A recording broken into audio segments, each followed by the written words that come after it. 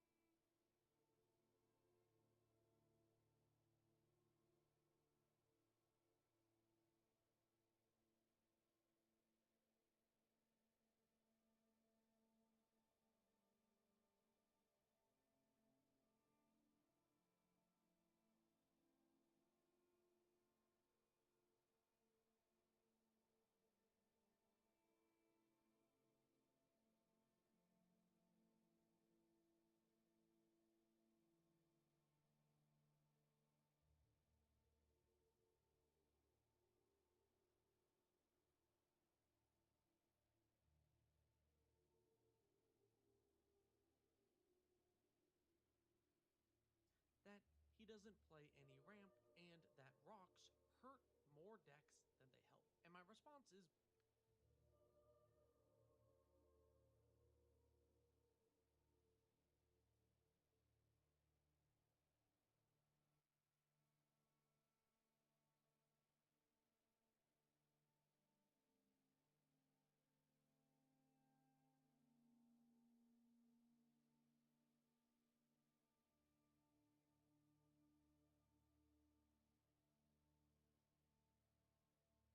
basically the same as Dylan Hunter's here, asking for an elaboration because this is something previously only said by idiots.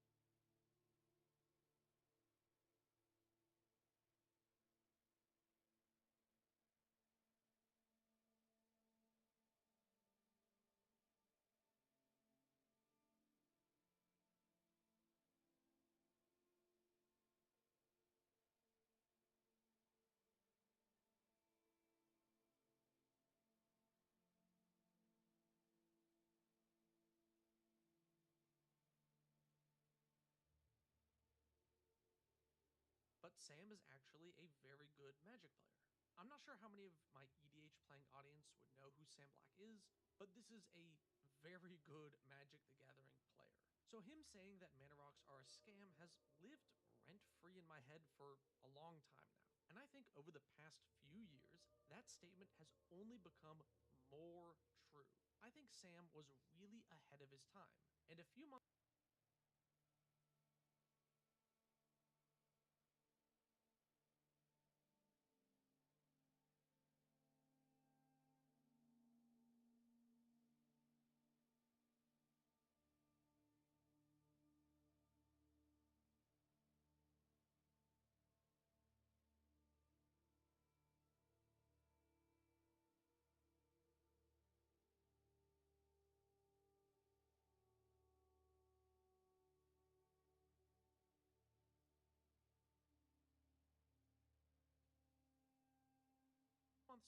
I decided to actually honestly try this out.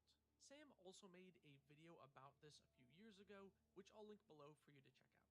So, Sam later clarified that he meant 2 and 3 mana rocks that produce 1 mana.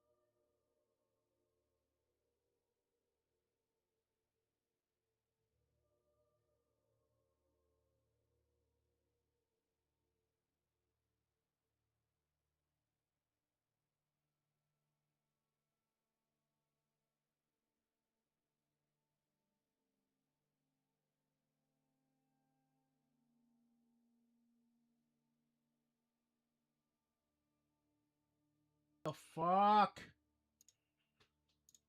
OBS, you never do this. OBS, you literally never do this. This should be working now. So even though I unplugged it and plugged it back in, it didn't resync and saying it registers the mic now. So what I actually had to do is go in and say, "This is the mic. Please use it." Okay, Yep, so the second time I started to go over all this was also a waste of time. What do you want from me? Oh What do you want from me? What do you want from me? What do you want from me? I'm sorry. I'm stupid. I'm stupid. I've told you this. You know this. How long have you known me? Long enough that I thought you would be somewhat competent at this. No! Why would you assume that? Oh my god! Why would you ever make that assumption? Okay, so it's working. Yes. Oh, I hear it. Yes, Okay. it's working. All right. Yay. So real quick, at the very beginning, you asked me, what do I think the video is going to be about? And I said, I don't really know what it could possibly about unless it was about the fact that green decks in EDH don't really need mana rocks, and white either with its with its catch-up spells. It's a little bit less necessary. I do think you should still play them in white, but green's not really needed. The only exception to that was Soul Ring, because that nets you mana at a viable price point. Because while yes, you can also have Lotus Petal and all the Moxes, those are like $10 a pop minimum. Yeah. Yeah, I think I should just like let the beginning be, because again, I think we'll go much faster since we actually are understanding what it's talking about. Mana rocks are a scam, is a quote from Sam Black. Originally, Sam casually mentions that he doesn't play any ramp and that rocks hurt more decks than they help. And my response is basically the same as Dylan Hunter's here, asking for an elaboration because this is something previously only said by idiots. But Sam is actually a very good Magic player. I'm not sure how many of my EDH playing audience would know who Sam Black is, but this is a very good Magic. Yes, I am a city Floridian. Leave me the hell alone. Mana rocks are a scam has lived rent-free in my head for a long time now. And I think over the past few years, that statement has only become more true. Again, I just want to reiterate my statement. Like right now, for the starting bit of his video, he's appealing to authority, meaning like he's going to someone who has more experience than he does in the Pro Tour and everything else to basically explain his argument and why he believes mana rocks are quote unquote a scam for decks. And my issue here is, you can't always go to the person just because they're a professional or because they had X amount of years at college or so on and so forth, because these people could still be incorrect about a lot of assumptions and a lot of their viewpoints. So sometimes it takes upon you yourself to kind of like look at the argument and think about it yourself and be like, okay, what do I think this is the reason why, and yada yada. That was my only content with it. In your case, you were actually just really confused as to like the methodology of like, okay, is he playing green deck? Is he playing a white deck? Like, what kind of deck is he playing to like warrant that kind of like argument? Yes, and then ahead of his time. And a few months ago, I decided to actually blah blah blah. try this out. Sam also made a video about Blah, this blah, a few blah. years ago, which I'll link below for you to check out. So Sam later clarified that he meant 2 and 3 mana rocks. Okay, here we go. This is where I wanted to start my point. Okay. In Magic, there are cards that I refer to as baseline cards, and I'm gonna go back and I'll just start from cancel. Is this empty? Yes, this is Magic. I'm only here. Oh, thank you so much, hon. Yes, thank you so much for the support. If you're interested at all, go ahead and keep listening. Like my roommate is probably gonna want mostly talking because he's again more informed on the game than I am. I play and I've been playing for years. Problem is, he is much more. He knows knowledgeable, cards, experienced, better in every single way. Fuck off. Literally, fuck off. Everything you're saying is true, but fuck off. All right. Now, when I refer to a baseline card, I'm talking about something like Cancel, where it is one and then double blue for an instant that has no restrictions for a countering spell. Every one colorless double blue instant counter unrestricted spell from Magic since then has been strictly better and will always be strictly better. They will never make a worse Cancel. They're saying hi to you. Hello. And what I mean by that is, I'm trying to think of one. Admiral's Orders? Yeah, Admiral's Order. It is exactly Cancel, 3 mana, counter target spell. It has an alternative cost where you can pay 1 blue instead. Strictly better in every single way. There's no reason to play Cancel over Admiral's Order unless you just strictly don't have one. And then we can look at something like Negate. Now, Negate has a restriction. It can only be a non-creature spell, but it costs 1 less to cast, meaning you can cast it earlier. It is not strictly better, but it is faster. Mhm. And that's why Cancel is the baseline. If they're going to make the spell cheaper, it almost always has some kind of restriction built in. If it's going to be as expensive or more expensive, it needs to do more than just counter the spell. Well, no, here's a question for you. For red, what would the baseline be? Well, there's not necessarily a baseline for every color? everything. Yeah. Like, I can think of one for black, which, like I said, was Murder and now is kind of Hero's Downfall. Yeah. The one for green, of course, we're going to the ramps. Well, technically there it's Rampant Growth. Yeah. So nowadays Rampant Growth seems to be considered too strong, so every Rampant Growth they make is actually a 3-drop. Mhm. And again, then we go to 3-drops. Okay, well, it can't, if we're spending that more mana, it can't just be Rampant Growth. It has to be slightly better to be viable in other formats. Like, basically, for instance, the only card I can think of is the one from Final Fantasy, where either you search for a basic or you search for a town. Yes. And then I think even on that one, you then get to put a +1/+1 counter on a creature. Yes. So it's 3 mana, but better. Now, the reason I bring this up... I'm gonna eat this orange on screen. No, don't eat the roommates. Yeah, that's me. That is juice. The reason I bring that up is to talk about 3-drop Mana Rocs. Now, for their baseline is a card called Manalith. Manalith is a 3-drop that adds 1 mana of any color. And we can even see right here, Commander Sphere. 3-drop, adds 1 mana. In this case, it's restricted to your commander's color identity. 99.9% of decks are not going to give a shit that they can't produce colors outside of there. The only one that I can think of is for a card called Send Triplets, and we're not going to get into that. Oh, God. The reason that I'm bringing this up is 3-drop, adds 1 mana of any color, has an added ability. In this case, it's Draw a Card. I like Cloud and MTG / the Ring of Power of MTG. Oh, nice. Yeah, the Final Fantasy deck sold out great.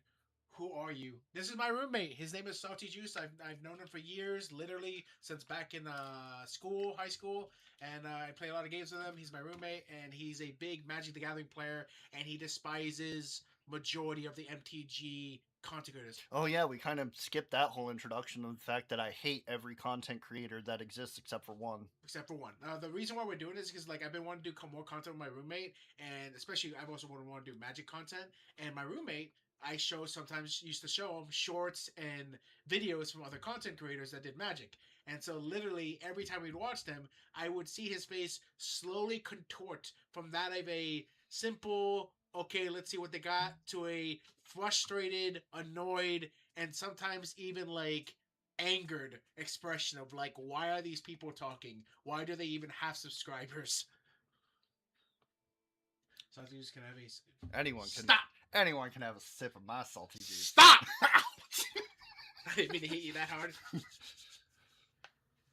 So this guy is always using Rammies. Well, yes, actually, yeah. So that's me. He's the one that's always playing Arena on my PC when I'm not home. Stop looking at my Steam. All right. Where was I going? Okay, so he doesn't like 3-drop Mana Rocs, and 3 or 2. Right. I have started shying away from 3-drop Mana Rocs, and the reason being is that 2-drop Mana Rocs are basically just Rampant Growth. They get you away, they accelerate you the same speed that a Rampant Growth does. Its one downside is that it doesn't pull the land from your deck to thin it. But it literally lets you keep pace with green. So 2-drop Mana Rocs are fantastic. Does that mean every Mana Roc you run should be a 2-drop? No, not really, but... I would say I do like a majority of 2. You got like a Thought Vessel. You have so many now. So you've got Talisman, Signet, Thought Vessel. Decanter of Endless Waters. Nope, that's a 3-drop. Oh, that is a... that's because right. Because it adds Manalith. It's a Manalith. Yeah, that's why. Yep. Felwar Stone. You have the diamonds, but the diamonds are bad. 1, they enter tapped, and 2, they only give you a color. There's the diamond that lets you pick... It's not actually called a diamond, but it lets you pick its color. I know which one you're talking about, but I'm forgetting the name Yeah. too. But a lot of your 2-drop mana rocks can come in untapped, and most decks aren't really going to be able to utilize that in any way, but it's... I have a mana rock. Yes, it's free. So I don't really know why they would be saying don't use 2-drop mana rocks or how they're a scam. Well, here, let's let him explain. I doubt he's going to. That produce 1 mana. So fast mana cards like Soul Ring or Lotus Petal are not included in this conversation. No, duh, because you would be an idiot for saying that those aren't cards. So he's basically not going to be talking about fast mana, and he's even about to say like now he's not going to be going into the large mana rocks like Gilded Lotus. Which, in my opinion, is actually where the scam would lie. Right here would actually be the scam, Gilded Lotus. So if you're playing a deck where the top of your curve might be an 8-drop, right? So, okay, I have an 8-drop in my deck. I'm going to play Gilded Lotus on turn 5, and then bam, I'm going to be at 8 mana, so I can play that 2 turns early. Okay, that's 1, if you get it. And 2, if the top of your highest 5 or higher is, how do I want to word this? If only 8 cards in your deck are higher than 5, you're not doing any better than playing a land for turn. Gilded Lotus would be better off being a card. It's why every deck doesn't need a Gilded Lotus. I have a deck where there are literally 4 cards in the entire 100-card deck that, well, 5 if I count the commander. So 4 in the 99 where they are higher than a 3 CMC.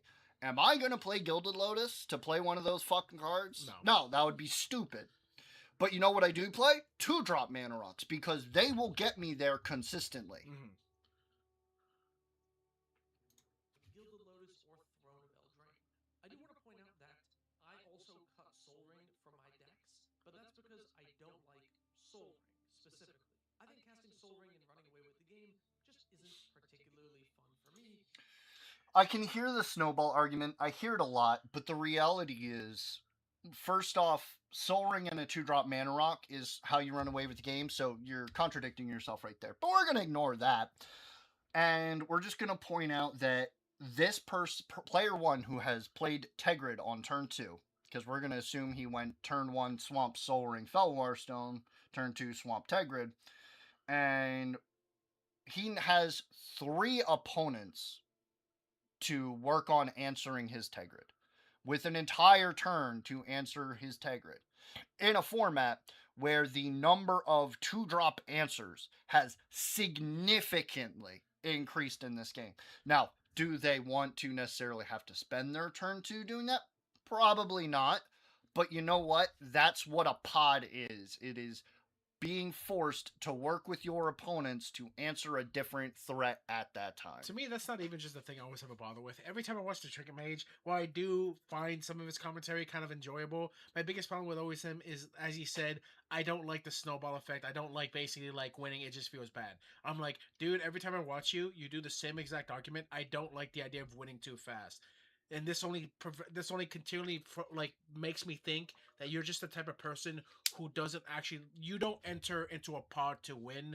You are that asshole who says like, I'm gonna have fun, and then like you probably hold back to let someone else win, or you just kind of like, you know what, I could win this turn, but I'm not gonna, because I want everyone else to play. Like, I feel bad for this guy who played Kiki Jiki, and I want him to play his goblins. So I'm not gonna win right now. So this way he can play. Krenko? Krenko, my bad. I want to say Kiki Jiki, but yeah, because Kiki Jiki is also one of those commanders that once they hit the board, you have to answer it. But that's what I'm saying. That's why it always annoys me about him, is that he always strikes me as the type of guy who's like, nah, let's go a couple more rounds in the middle of the match, where I'm like, dude, you could just win and we could just play a whole new game. Like, I don't understand. Like, if he got mana fucked, that just sucks.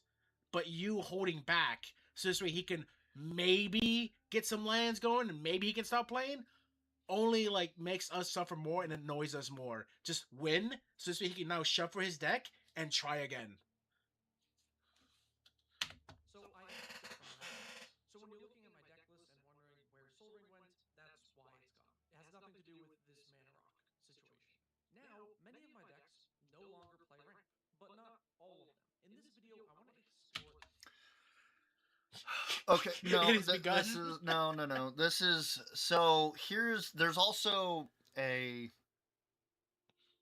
a pod mentality everyone should be aware of is, does my pod want to play competitively? Do we want to play towards bracket 4? Do we want to grow as players to hit that bracket? Or do we want to be little shit stains who can't play with other people and stay in bracket 2? Not running Soul Ring because it allows you to snowball is absolutely a bracket 2 mentality. If you want to stay there, all right, fine. Do what you want to do. But understand that it's not the other player's fault that if you take that deck and they run away because they run Soul Ring, it's not Soul Ring's a bad card. It's not that they're playing a cheap ass deck. It is that you have chosen to stay behind and not advance your skills as a player.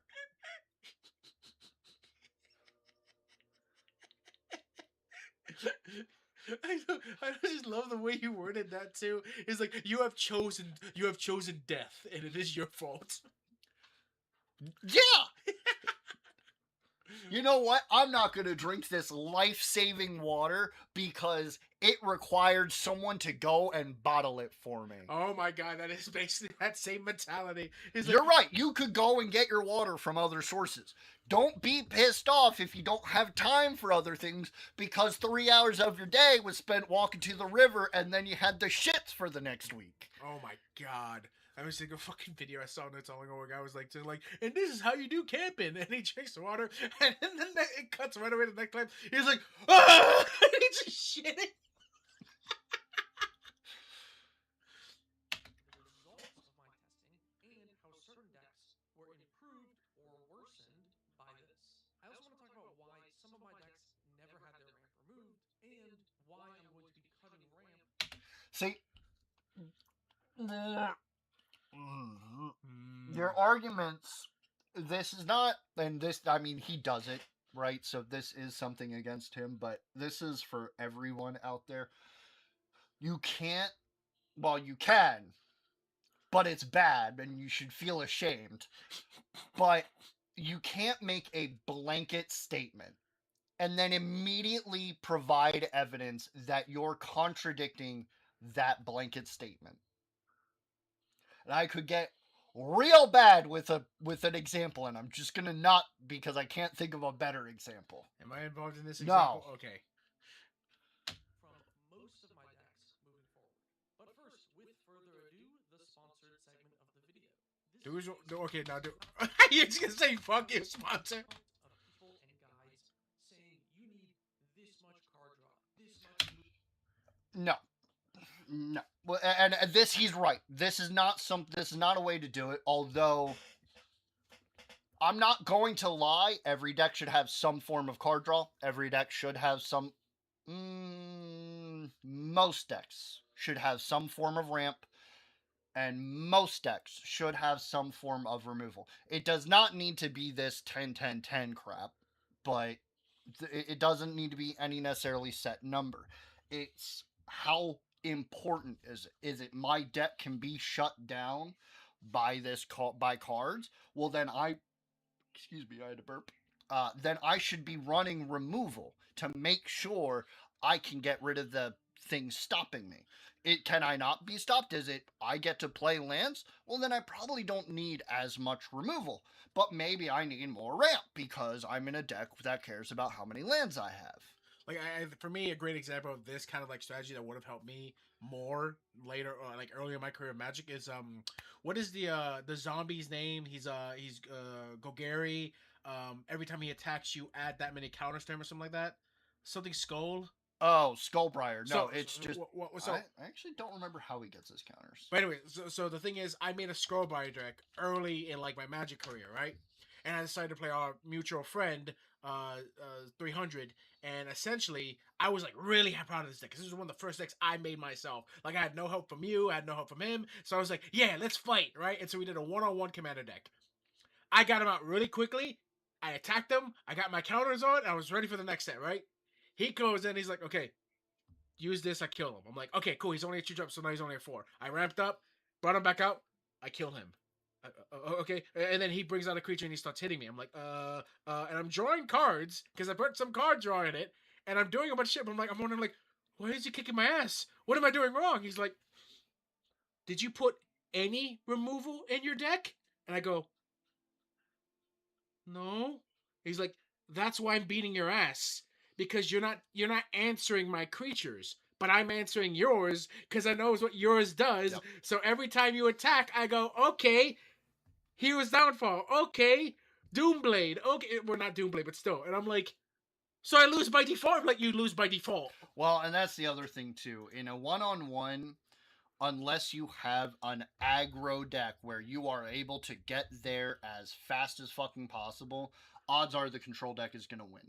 And he's not even control. He's literally aggro. He just he if having as much removal as he did, a control deck usually doesn't even need the creatures. They can just beat you to death slowly as they control you off the board. But yeah, it kind of that's why I'm not a big fan of one-on-ones, because it comes down to who has the removal and the card draw. Yeah. Very rarely does it come down to who has the ramp. It comes down to who has the card draw and who has the removal. I agree with you, but I again, that was so early in my Magic career, and I really wanted to test out the decks. I convinced him to do it. I regretted it right after. Removal, this much ramp, and I've never really liked those guides. Well, good news. I don't like you either, or them. You're both mutually hated. God, I wasn't expecting that.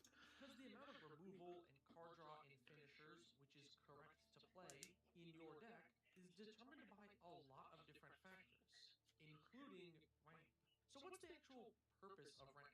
I know it's to get more mana than you normally would have at a specific turn. Like if... No. See, again, the moment he said that, I was like, oh, I can't wait to show him this. No. The purpose of playing a mana rock is twofold. It is to color fix. My land base can't compensate for the number of colors I'm running, or it is important for me to have multiple colored mana at any point in time. And then it is to accelerate my future turns. It is never to net you mana on that turn, except for Soul Ring, except for Lotus Petal, except for your Moxas. And again, once you hit that point, you are if you're playing, first off, if you're playing Mox Diamond and you're calling your deck a bracket 2, fuck you. But it could be. I mean, realistically, running a Mox Diamond in a bracket 2 deck, it's not considered a game changer. Well, it probably is considered a game changer, but my point being, you could still run it and it not actually do much. Yeah. But the point being, fuck you, you're playing a $700 card in a bracket 2 deck. Don't do that. God, I'm so glad I've still yet to actually encounter someone using something like that in their deck. It seems like usually like the players we play with at least like don't spend an arm and a leg for their decks. Yeah, I knew someone who owned like 8 of the $200 soul rings from the masterpiece. Oh my god, the fucking golden one? Yep, he had like 8 of those, like 4 Lotus Petals. Went out and bought them. Wasn't like he pulled them, wasn't like he traded them. He just was retired and had a lot of money. So that was what he did. Oh, okay, I'm not gonna really get on that. If you're literally like, I literally don't have to worry about work and the money, then yeah, fuck you. I'm gonna buy whatever the fuck I want.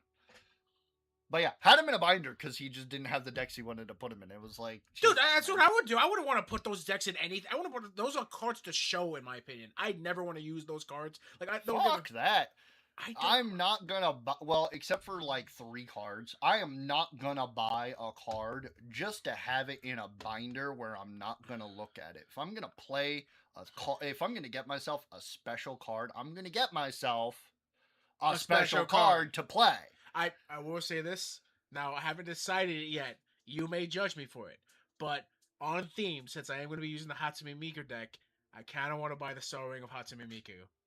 How much is it? It's best not to say. What are you looking at? The comment. I can't read it. Oh, it's I'm gonna make a TMNT deck because they all my childhood. Yes, and that is what, to me, Commander's for. That is what Universes Beyond should have been. It should have been Commander decks, so you can build them on theme. The way that the Warhammer decks, the Fallout decks were done. Beautiful. I love releasing it as a set doesn't really work because no one's playing TMNT themed standard. No. Because you're just going to lose. There is no, I might win with this. You're just going to lose. The cards are too specifically for what the actual, like, tribal or theme they have for the actual thing. So it can only realistically work inside the theme. If you try pulling it outside of it, it's just going to be a kind of jungled And mess. Magic has, as far as I am aware, in the 13 years I've played, never, at least in Standard, never ever been an archetype deck. You have never won because you were playing this archetype. It was because you were playing these sets of cards together. Yeah. It had nothing to do with the fact that I was playing Surveil and I was playing the Surveil support cards, or I was playing Battalion and all the cards that said Battalion. Never ever worked like that. Yeah. Magic has never been the kind of format that will work off of that. God, and what did he say that was really stupid? You can go back a bit, yeah. A lot of different factors, including ramp. So what's the actual purpose of ramp? I know it's to get more mana than you normally would have at a specific turn. No, that, again, incorrect, but... I will win, Juice. I believe in the heart of the cards. Like if you play a Signet... Oh no, I've almost lost to TMNT Commander decks. Like I said, they're absolutely... Oh yeah. You never told me. Yeah, almost. I didn't. I was playing your... You were playing your Stola? I was playing your Of course Stola. you were going to lose. I was playing your Stola. Well, the only reason I didn't lose, I was off white mana for literally that's like right. Yeah, 8 turns. You and get everyone fucked at the by table... one color every time. With that deck, I know. Only when I play there, though. Every time I've played against you guys, never been a problem. But they pitied me. And I was just capable enough that I was still able to keep myself alive. But once I hit that first board wipe, that was it. I was in the game. But the problem was getting to that first board wipe was a task and a half. Yeah. Then on turn 3... Hi, Dumpster. Yep, heart of the cards. You've sped up the pacing at which you cast a spell. I understand that, but what does it do for your deck specifically? In most decks, it allows you to play the higher cost cards faster and earlier, or it allows you to play multiple cards in a singular turn instead of one card. So, it speeds up your deck. I don't understand why this is a question. If you have a 4-mana commander that you really want to play ASAP, then playing a lot of 2-mana ramp might make sense. You could say the same about 3-mana ramp for a 5-mana commander. Yeah, but you would achieve the exact same goal with a 2-drop mana rock. You would. There's no very little reason to play a 3-drop mana rock over a 2-drop mana rock, with the exceptions of, like, I mean, I'm not a big fan of Worn Power Stone because it comes into play tapped, but I understand why people play it. But right, like, for this argument, right, turn 3 Worn Power Stone allows you to miss a land drop and still play Imarith Desert Doom, whereas playing 3-drop Commander Sphere and missing your next land drop does not allow you to play it. So in that case, I'll concede points to people should play Worn Power Stone.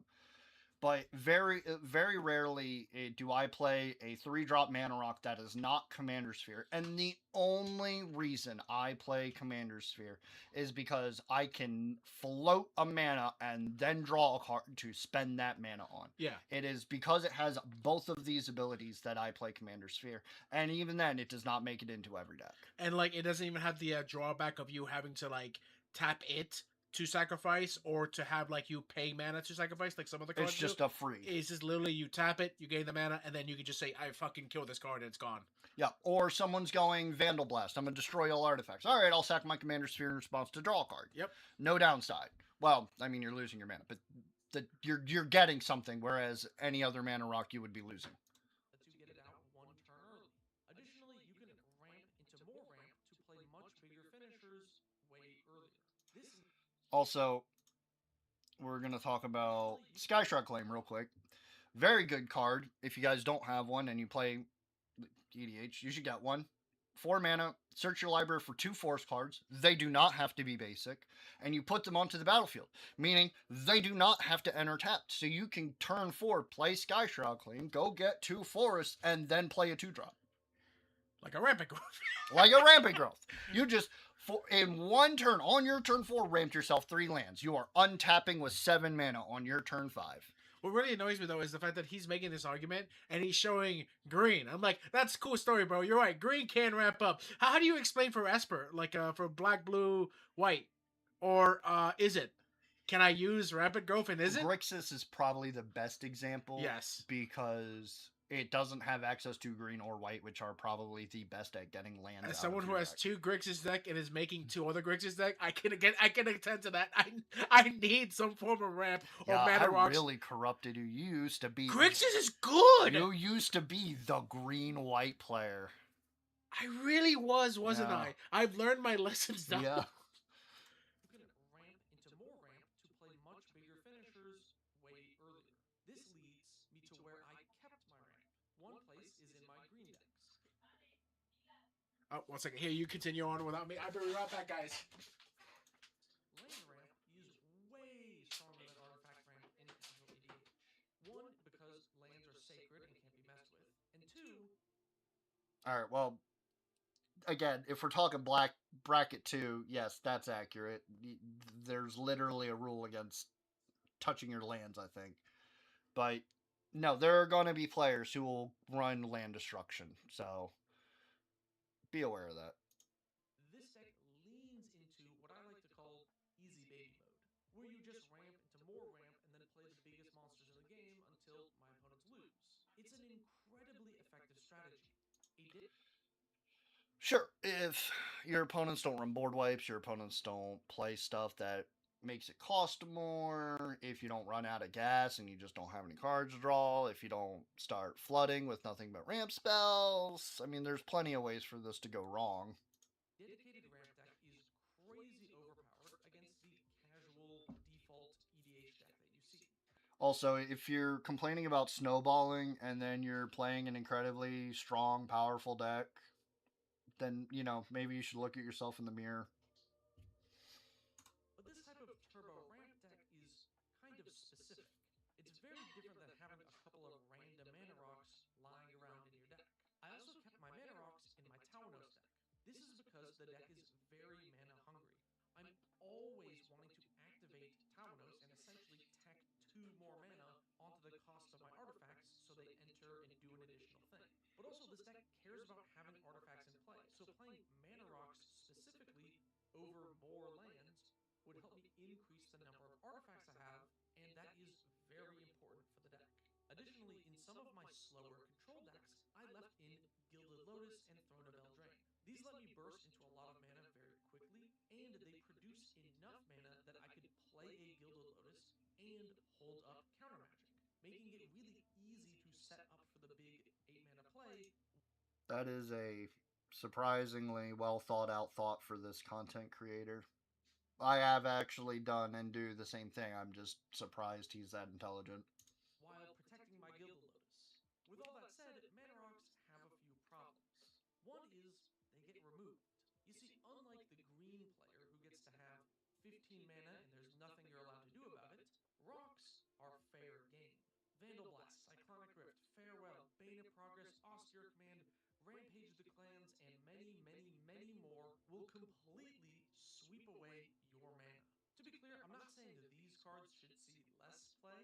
I think it's fine to have counterplay against artifact and enchantment decks. But it does mean in a commander game, sometimes you get blasted from 8 mana down to 5, and that can be really difficult to recover from. Also, mana rocks are only ramp if you also have a land to play. So in my earlier example of a 2-mana rock to ramp into a 4-mana card, only works if you have 3 lands and a rock. But let's say next turn you have 3 lands and a rock, but draw an additional mana rock. Well, now you have to spend 2 mana to play your second mana rock. And okay, but if it wasn't a land you just drew, you weren't netting the fucking mana anyway. It literally, this is a terrible argument.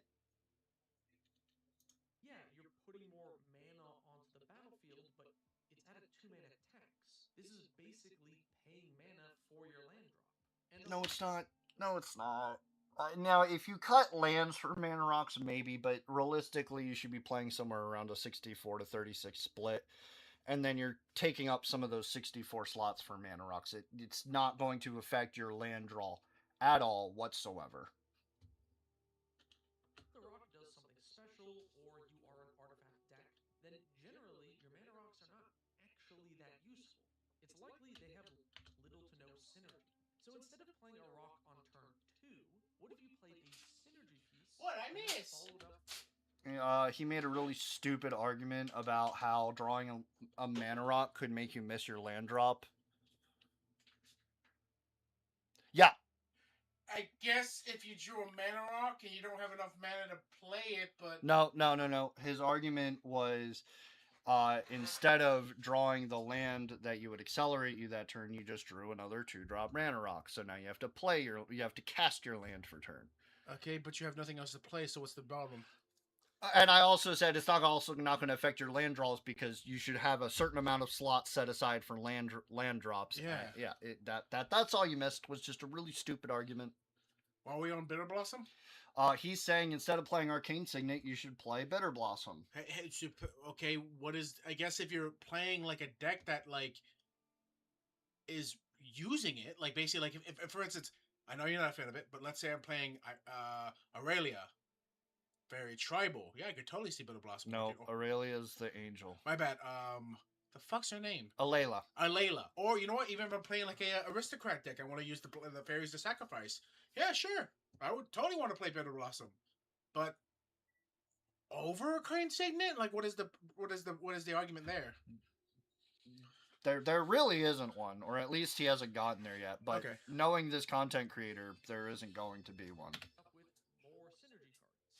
Wouldn't that mean you get to do your thing even faster? I'll talk more specifics about how this. Okay, yeah. So he's arguing you should play it over a 2-drop mana rock in those niche situations, but one, most cards aren't going to be that good. Bitter Blossom was a $30 mythic for a long ass time for a reason. And two, odds are I'm not gonna fucking cut Arcane Signet for Bitter Blossom. Isn't Bitter Blossom just Phyrexian Arena, but instead of drawing a card, you create a 1/1 flyer? That can be an important detail. Yeah. Let me know when you're ready. Gonna pause. Yeah. I performed in my list, but I want to add one more caveat. When I'm cutting mana rocks from these decks, I don't replace them with more synergy cards.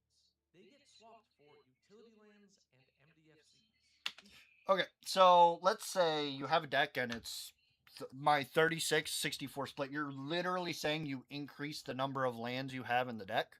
Why the fuck would you do that? That just seems like a very like a defeated.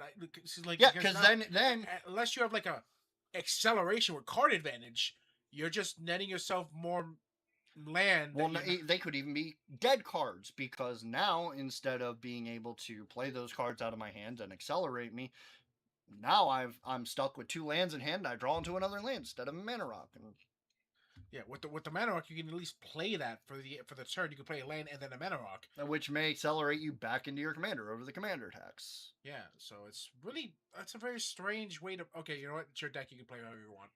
The total number of mana sources in my deck is still pretty high. Most of. So this is one of his decks.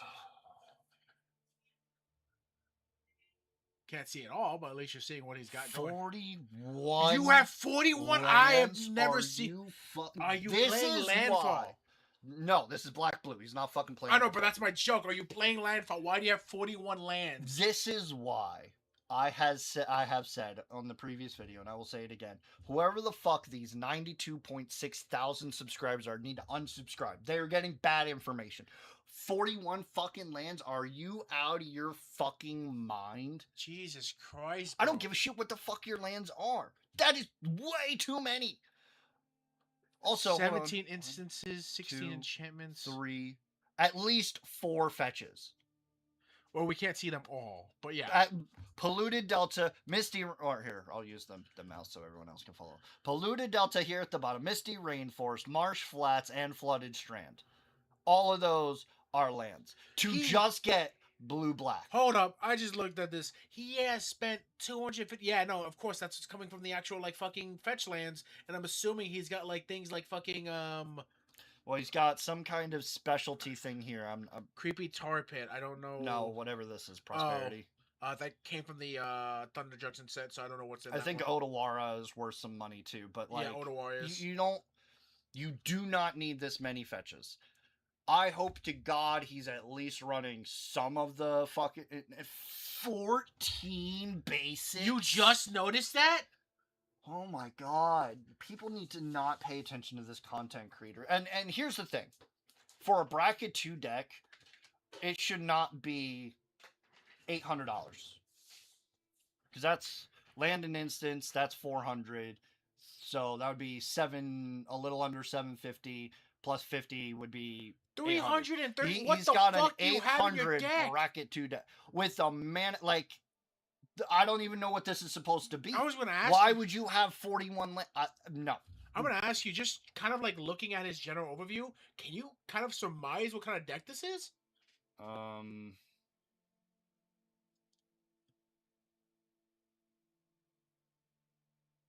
No.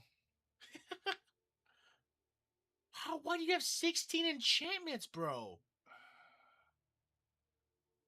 I don't think I've ever played, even with like me playing a lot of Voltron, I don't think I've ever had more than maybe 10 inch. I think Valgavoth has my most amount of enchantments. And the worst part is, I'm not. It looks like it's just. It literally, the strategy looks like it's blue, black, good stuff. And I literally say that because I'm seeing Mana Drain, Swan Song, Cyclonic Rift is right here. Yeah.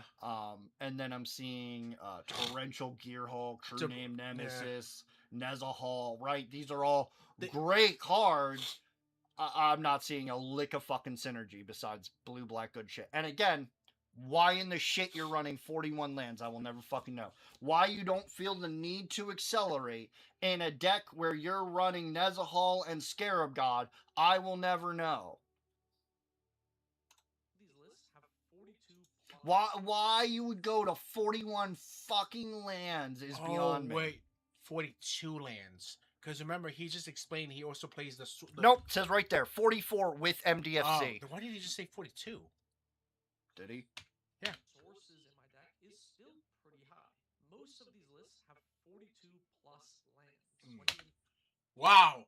Most of his decks have 42 plus lands. That means we're not even there yet. He could have one that has I struggle when I'm like, man, I think my deck needs 37 or 38 lands. And that is a deck where I am consistently putting lands into play. The only deck I've ever had in my life that had more than 36 lands was Omnath, and that's because I put in the actual like, evolving wilds and all that shit so I can like use those basic bitch ones to bring to get the landfall trigger, sack them, get a new basic land, and get the landfall trigger again. Yeah, my Venom deck, which I believe is bracket 2, like that. I didn't put any combos in it, nothing like that, and I just specifically made it so I could draw a bunch of cards with Venom.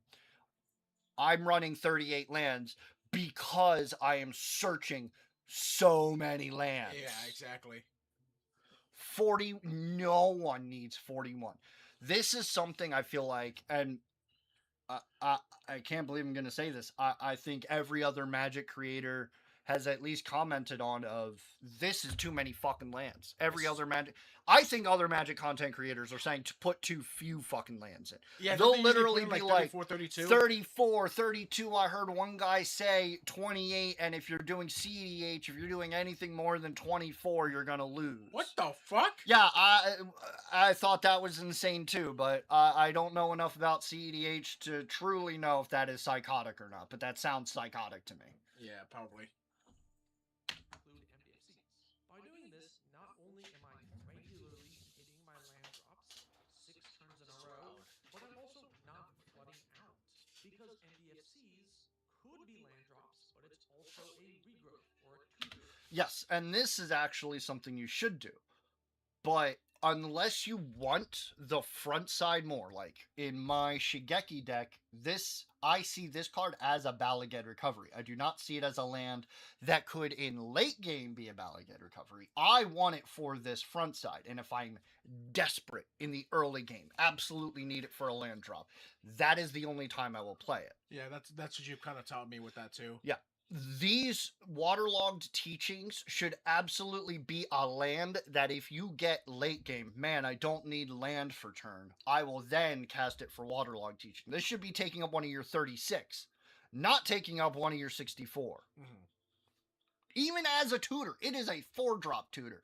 If you want a tutor, just play Diabolic Tutor. Have you ever heard me say those words in my life? No, I fucking hate Diabolic Tutor. Don't play goddamn Diabolic Tutor. But I love the face. It's such a troll. That's true. You know what? If that's why you want to play it, you got it. Or card draw. And same with utility lands. There are so many good lands these days that are basically just spells, and late game, they get a lot of value. Yes, but that's why they shouldn't be taking up your spell slots, your 64. They should be in the land slots. So if you get them late game, they can be something else. I can kind of see why he thinks Mana Rocks are scams. Because before he showed us his little deck list, I was like, why does he really not like Mana Rocks? And then we go to his deck list, I put 42 lands in my decks. I'm like, that's why you don't think it's... Well, no, he said he replaced his Mana Rocks with lands. I know, that's what I'm MDFCs. saying. He truly believes it's better to play the land for turn than, and this will like be somehow make your, so this way you have better like, how do you not get mana flooded? My guess is he does. But then how does he not see that as an actual detriment? Because he's playing his land for turn. Is I it could really- I could absolutely see that being the thought process. like that's his argument. Is Yeah. like saying like, but I'm still But playing. and again, he sounds like a bracket 2 player. So if his pod is all playing bracket 2, mass removal isn't happening too often. Oh, that's right. This is the guy that made the video. The problem with board wipes. Yeah, and then he talked about board wipes in this deck, and I just went, okay, well, we're just gonna. I decided to gloss over that and not dive into it because that would be pulling up a whole other video. Yeah. This is why I think Sam was really ahead of his time. Over the years, Look, again, I'm willing to hear this Sam guy out, right? I am. I think your arguments, unless they're entirely one for one based on his, are fucking stupid. I gotta feel like he pulled. I believe this is his own child. This is his brainchild. I'm choosing to believe that. we have gone And I did look at the title of the video he screenshotted. It Uh-huh. did say Mana Rocks in EDH or Mana Rocks in Commander or whatever. So the video he is referencing was specifically referring to Commander. I just have to imagine he misunderstood Trinket Mage easily. So misunderstood some fundamental aspect about that video. Yeah. At some point, I probably should watch that video, but that probably won't be a tonight thing, considering we've been doing this for an hour. The problem with that video, I think it was a live stream that he's like ripped off of his whatever. No, stream he it was said he like- posted the thing in the. Oh, because I saw it was like over 42 minutes. Yeah, snail side. Oh, I guess. Did he lie? I won't lie to you. A lot of content creators tend to say, "Hey guys, check my description for X video," and then No, here it is. Okay. Okay. I was looking for a blue link, not this. Oh yeah, you're right. That's right. YouTube did change that. My bad. so many powerful utility cards that take up land slots, you can easily add a lot of these to your deck and replace all 10 rocks. And let's do a little bit of math here. This is where I think Sam was really ahead of his time. Over the years, we have gotten so many powerful utility cards that take up land slots, you can easily add a lot of these to your deck and replace all 10 rocks. No. The problem is you should be replacing bad lands that are holding you back with these utility lands.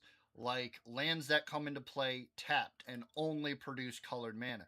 You should absolutely be replacing those with dual lands that come into play untapped. or sacking a basic for one of the towns or Yeah. something else, or a land that can eventually tap for 2 mana instead. Like, I understand why a lot of content creators are against the bounce lands. Like, I don't know. You hit the wrong one. You hit the wrong one. I was gonna say I don't know what I just clicked. Azorius. Yeah, that's not how you spell Azorius. Azorius. No. All right.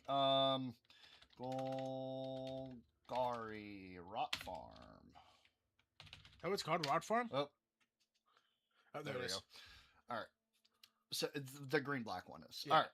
And the reason why I actually like these is because running this is actually kind of running like 2 lands in one. Not because it taps for 2. But let's say your opening hand is 2 lands and this, right? How many land, if you don't draw another land for your next 10 turns, how many land drops do you actually have? Okay, so you only have this and one other land? 2 other lands. 2 other lands? How many, you're saying how many land drops I have? Yep. 5. No, it's 4. Oh, it is 4? Yeah. Trick So, question. not really. It's I know, I thought it was just a trick question. Damn it. land for turn, Golgari Rot Farm, bouncing one of those. This is turn 3. Mhm. Turn 4, I untap the Rot Farm, and I play my 4th land. Yeah. Even though I only have 3 lands, I play for the 4th time in a row a land. Yeah. And I have 4 mana. Yes, it comes into play tapped. Like, there are downsides to this. I'm never going to argue that if you're trying to break into bracket 4, should you be cutting these? Absolutely. But you can play these in a bracket 3. Absolutely. Yeah. You can even get away with, I would say, if you're playing a 3-color deck in bracket 3, if you are leaned heavily into 2 colors, you could even get away with playing one of these in a bracket 3 deck. Mm-hmm. Sorry, I should say at the top of bracket 3. And let's do a little bit of math here. We can use a calculator on I'm not sure you know how to do math. Salubrious Snail's website, link in the description. If I have 42 lands, I'm able to get 6 lands. Oh. Oh, we're going with this type of, like, okay. Yeah, sure. You have a 50% probability. Well, okay. And also, unless this is taking into account the 7 cards you're taking in your opening hand. See, I don't like the way to do this because this doesn't seem like it takes into account the opening hand. And I'm just going to assume that it doesn't, even though that's a little bit detrimental. But here's why I'm going to. Is because when you're building your deck, first off, most decks should not be wanting a 6th land drop. Your deck should be going by the time you've hit your 5th land drop. You shouldn't be depending on that 6th. Just gonna put that out right now. If you need to depend on that 6th, you should be running fucking Mana Rocs so you can get there sooner than turn 6. But maybe makes you a scam. Yeah.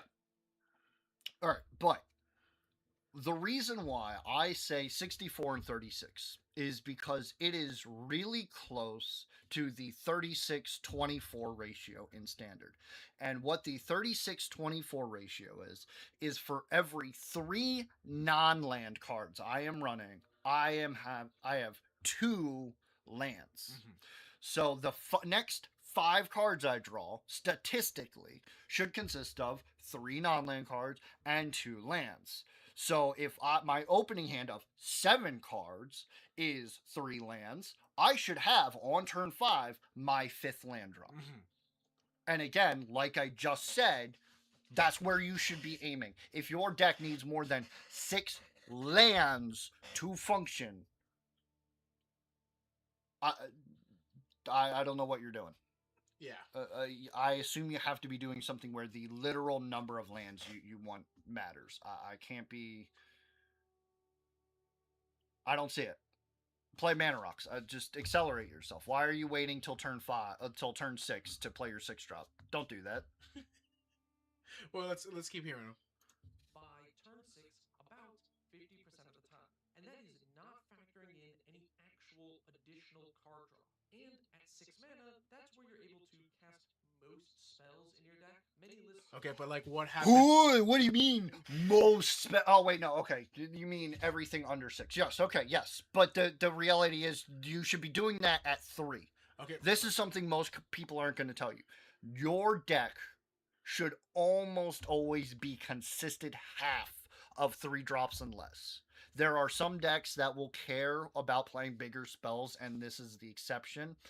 But you should really, for most decks, try to strategize for about half of your deck if you can help it to be a 3 drop or less, or at the very most, a 4 drop or less. Also, like, my thing is the fact that he's saying, like, I play it so this way I make sure I have 6 lands ready so this I can play my Wormcore Edge. I'm like, okay, are you saying you don't want to play your Wormcore Engine sooner? Because if you had Mana Rocks... If you had a Soul Ring, you could play that Wormcoil Engine on turn 4. That sounds like a great fucking time to me. And if you had an Arcane Signet, you could actually... Well, no, I don't think that would turn 5, yeah. Turn 5. But still, like, that's what I'm saying. Like, you can accelerate yourself to play your Wormcore Engine so you have to wait for that 6 land drop. But for some reason, you're opting to wait for you to get that magic number 6 number, so now you can spend all mana to play your Wormcoil. Not saying Wormcoil is a bad card. I love Wormcoil Engine. I love its design. But it's just really weird that you're like, I want to make sure I have my 6 land drop, so now I can play my 6 spell creature, so now I can't do anything else. And also, I will say, this is something that he didn't really talk about, and it is something for people to consider. When I consider a Mana Rock, it is not always an artifact that nets me mana. It is not always an Arcane Signet. The Medallions, I consider a Mana Rock. And there are going to be decks where that's more important. Let's say Sunbird's Invocation was your commander, right? That's your commander. And your goal is to play 6-drop powerful creatures like Wormcoil Engine. And you want them all to be 6-drop because 6 is a really good number for you to dig for and a really good number to get really good value out of random creatures at that mana value. So what you should be focusing on then, since Sunbird's Invocation cares about the top number, not how much mana you spent on it, would be cost reducers. Yes. I'd be playing like every colorless Wormcoil Engine I could. And that would be where Mana Rocks are still going to help you do that, but mana reducers are more important than lands or Mana Rocks. Yeah. And he hasn't addressed that at all. Honestly, I don't think he's going to. I don't either, because we've already gotten past the point where I stopped watching, and I knew this was going to be a great video for you. Sorry. Like, most people don't consider counter spells removal, even though that's exactly what they do. It's just that they remove them from the stack instead of anywhere else. Really? They don't? For some reason, no. They've got their own counter spell for some reason. And unless they separate it as its own category. Yeah, like some people do not consider counter spells removal, and I just don't and my guess is because when they think removal, it needs to remove it from the battlefield. Like it needs to have hit the board first before it's actually considered. Yeah, removal. And since counter spells don't help deal with stuff on the board, I'm like, all right, I can hear what you're saying, but no, it's removal. Yeah, it's removal. Don't have too many things that cost more than 7 mana, so I would really stick to minimum 42 lands, ideally a little bit more. Minimum? Yeah. That's what I'm saying. And again, cannot fathom why. Bro, I need to see how do you have like an actual stream where I'm watching him play? He's got his own EDH decks. I get that, but like I need to see this man play one of these decks. Because like I have to see like unless like you know something that I don't, well probably you do know something that I don't. You've been in Magic longer than I have, but like I'm floored by the fact that you're going with that's your minimum. Yeah, no, that's psychotic. That is literally serial killer vibes.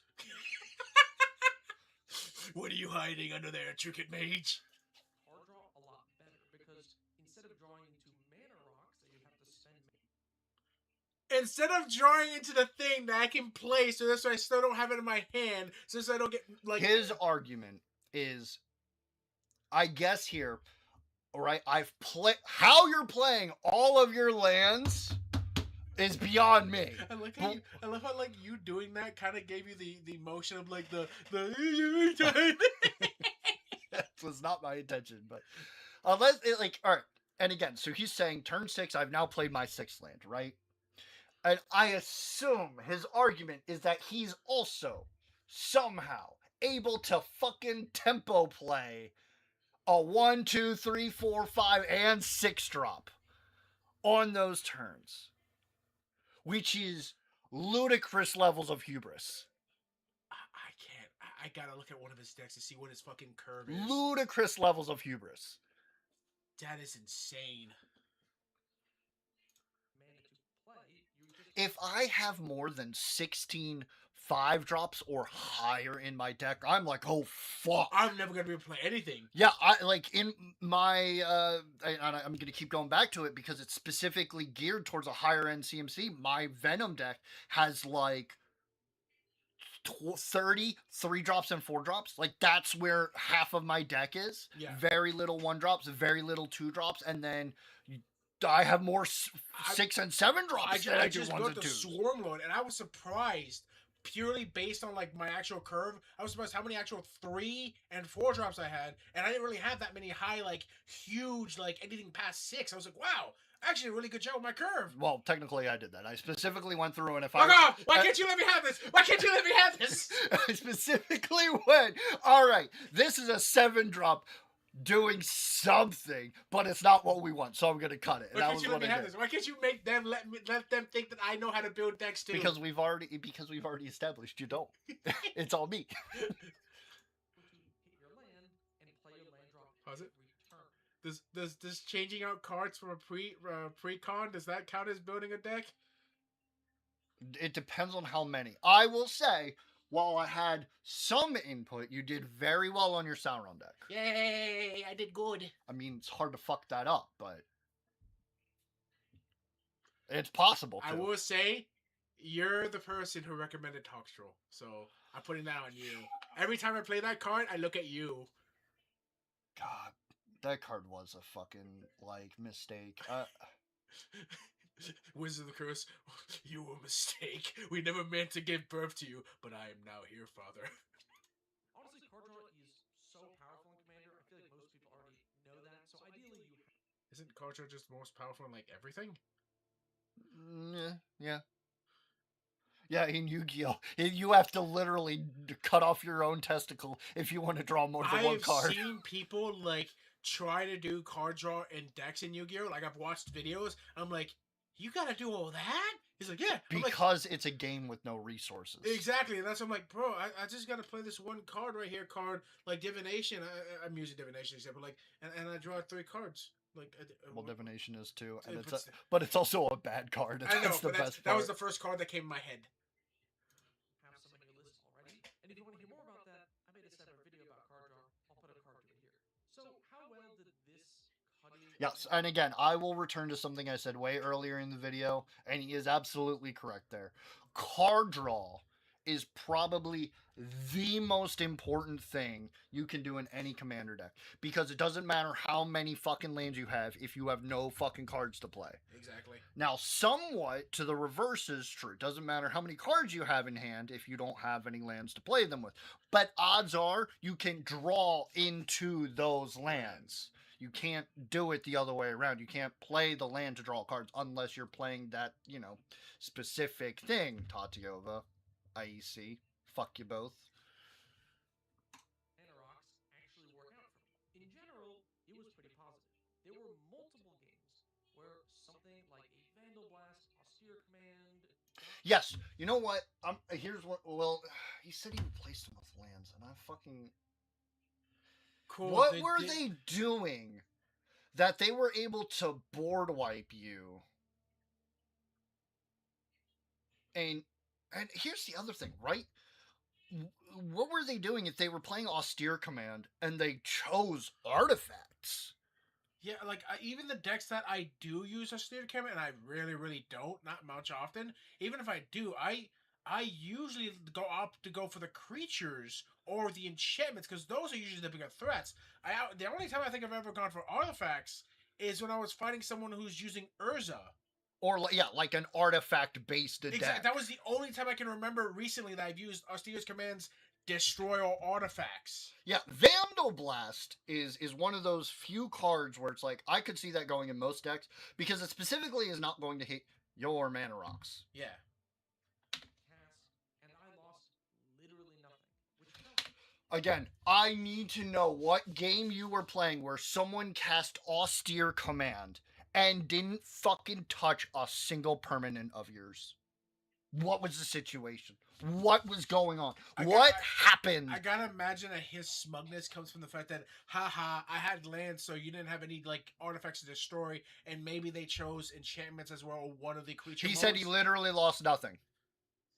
Yeah, so I gotta imagine like they probably chose enchantments. He didn't have any enchantments either, or they chose like a lower creature. Well, the only way this example makes any fucking sense in this video is if they literally chose artifacts and then maybe chose creatures with mana value 3 or less, and or 6 or greater. Like I don't see it. Like what I'm so curious what the situation could have possibly been that the person who played Austere Command would not have touched a single permanent of it. Was it because he didn't fucking play anything on game? Because, you know, if he's doing nothing but drawing lands, okay, you're right. I can see that. You guys lost your board. Meanwhile, I didn't lose anything. Dude, you've only been playing lands, and my strategy's still working. Yes, like, that would do it. I genuinely felt like I was ahead of the other players who lost all their mana rocks. There were also times where randomly... Yes. The person who loses mana is then probably going to be behind you. The player who did not lose mana. That was what he just said. I know, that's what he just said. I'm just like listening to what he just said in my head again. I'm like, bro, are you real? The player had a chance to blow up an artifact from everyone or just one player, and when they asked me what I have to be targeted, it felt great to say nothing. So you also didn't have any. So you literally only had creatures and planeswalkers? You only had instants and swords? What was the game where this was happening? You had 16 fucking enchantments in the other deck you showed. What are you doing? Not only that, but like the idea of like this smugness and like, haha, you didn't get rid of anything. I'm like, dude, I gotta imagine like you're probably super behind because like they probably didn't see you as a threat to blow up anything else then at that point in time.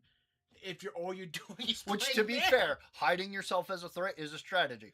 Literally, I changed one of my commanders on my Esper. It was literally a Send Triplets control deck. Right? Oh, people hated me off the... Actually, I brought up Send Triplets earlier. I don't remember what the context was, but at this point, we'll just put Send Triplets. We'll just put her on the board. So I had this as a control commander. Literally everyone hated me off of the board because it's fucking Send Triplets. Absolutely understandable. Literally, so she's on the board. I literally say, you don't get to cast shit, and I can cast your shit. Yeah. That's the shorthand of what she does. So everyone hated me off the board. So what? This card felt like a mistake. It was made at a time where this card, it would be hated off the table. It's so strong. It's so good. No, yes, the effect is strong. Removal is so prominent now, and this would never survive. It has 0 keywords. Yeah, 0 keywords. It is an artifact creature. It would never survive. But I swapped it to a 5-color command. I think it was Joda. I think is who I swapped it to. The one that does legendary? No, it was... Well, technically, yes, but it was this one. This is who I changed it to. Like, how did your deck work? Because it was Esper control. I didn't give a shit about my commander. But I'm asking, did you pad any other? Nope. Like, you didn't have green or red in it. Nope. So you never once played Joda. I never needed to. Why would I play? Why would I spend 4 mana sorcery speed for a 4/3 flyer? I just find that funny is that literally you made it to Joda. All you did was replace the command. Did you put Sentries in the deck? Nope. Wow. Literally just did a 1-for-1 swap because I really wasn't even playing Send Triplets that often. Oh, so she was just loaded the command. Yeah, it was well, I mean, she was there. Okay, I can play Send Triplet. Yeah. There was that, but for the most part, yeah, I really wasn't even playing Send Triplets in the games that I won. It had nothing to do with her. So once I did this, people stopped targeting me, and I just started winning games because they weren't targeting me anymore because I wasn't playing Send Triplets. Ignored all my other permanents. Do you still have this deck? No. Oh, you dismantled it? Oh, yeah. It was turned into Grixis control for a while, and then I turned that back into a different Esper control deck, and now I technically have 2 Esper control decks. This is, by the way, 1 over. 1 over. No, 1 over. And after a Cyclonic Rift or Farewell specifically, I would recover a full turn faster than most. I don't fucking believe So they you. didn't exile your creatures, your enchantments, and exile your graveyard? So here's where I have to say bullshit, right? So Cyclonic Rift, I recovered a full turn faster, right? So that means all right. Let's say everyone was fully tapped out. He untaps with his. It's a 7-drop. We'll just say it was turn 7. He untaps with his 7 lands, right? He can play his 3 and 4 drop, or 1 7-drop, or 1 6-drop, and that's it. He is going to discard the hand size, or he is only playing 1 or 2 spells. Me, having been cycle rifted multiple times with Mana Rocs, I'm gonna go Mana Roc, Mana Roc, Mana Roc, Mana Roc, dude. Yeah, right. Tap 1 Soul Ring, tap Soul Ring to go in Arcane City. Tap seeing the Mana Roc. It literally. And it's gonna feel like I'm playing a Storm deck for a hot minute, right? Then it's going to go back to him. And let's say he played his 3 and 4 drop. All right. And he's even got his land drop. So now he's on 9 mana. No, because he untapped, played his 8 mana. So he actually played a 3 drop and a 5 drop. Right. So now he's playing this. And now he's going to play his 6 drop and his 2 drop. All right. Now we're going to go to me. And I'm going to untap with pretty much double his mana. Right. We're going to assume I had 5 lands and maybe I now had a 6. But I've also got 6 mana and Mana Rocs. So I'm going to play everything I want to play. That is not a turn faster. That's just you going earlier in the turn order. Not only that, but I feel like he's like overlooking one big thing. And I'm not saying everyone does this, but I've kind of learned this from you that you should do some form of it, is protection. Do you not run any forms of protection for your actual like artifacts or like counter spells or anything? If I'm not playing, I'll be honest with you. If I'm not playing a creature based deck, I won't run too much protection. Really? I'll just eat it. Oh, okay. Oh, that makes sense too.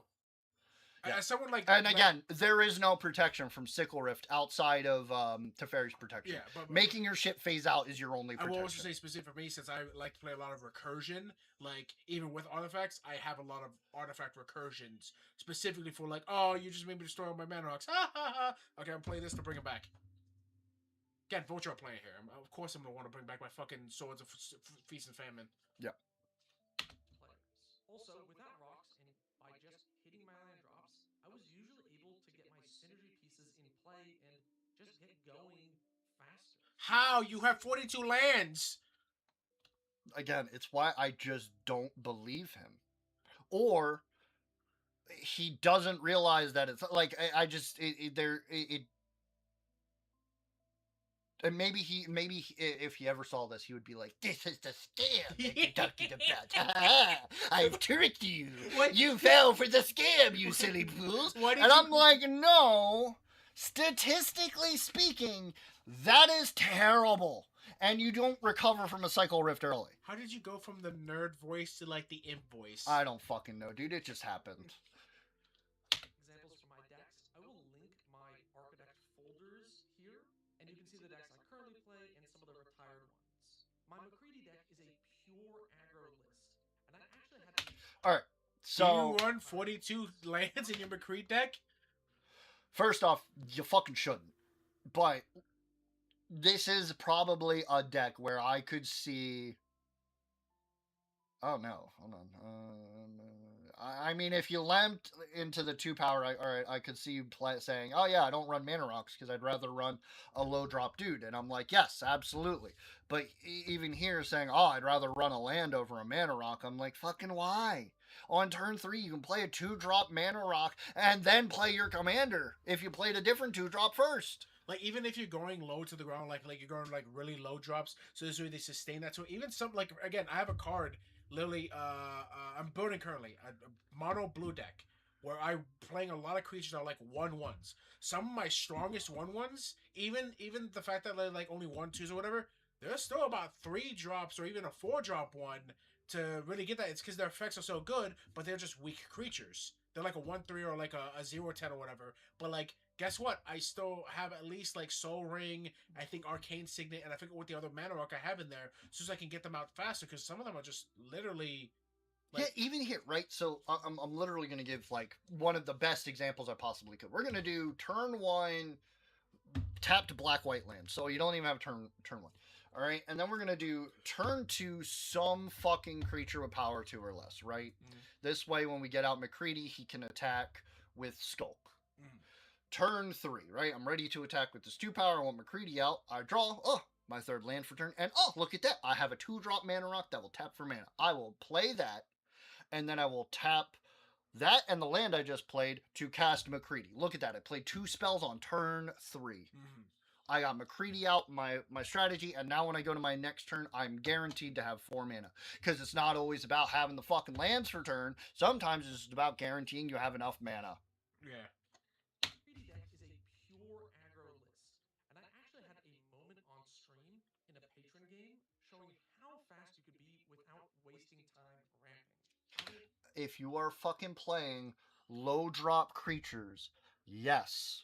And that is a deck where you don't typically need mana rocks. I actually run a lot of mana rocks in my Time deck, not because I need the ramp, but because I actually run mana rocks I can sacrifice to immediately recur to regain me mana from having activated Time.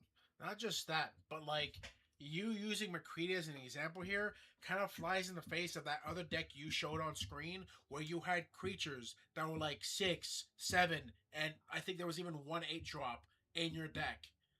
Like, again, you have 42 lands. You're not even if. Well, he could possibly be playing 4-power or greater McCready. Don't know why the fuck you would do that. We're just assuming he's playing low creatures because he said it's aggro, which is why that would make sense. Now, I guess he could also play some Anthem effects, so if they're 2, he would need to give them +2/+2, so he could play, like, cheap-ass legendaries, and then play that new white thing that gives legendary creatures +2/+1 and Ward 1. The one from Lord of the Rings? Yeah. The tree? Like, I could see that, but I'm not assuming that's what's happening. tap land into my commander, into Unstoppable Slasher, into Duelist Heritage. Are you fucking kidding? This has nothing to do with not playing mana rocks. This is a nut fucking situation. You are swinging with an unblockable lose half your life and double strike. This has absolutely nothing to do with mana rocks and guaranteeing you hit fucking land for turn. Somehow drew into the perfect hand. Like, that's a perfect setup. Yeah, doming somebody for 30 life is absolutely critical. One second.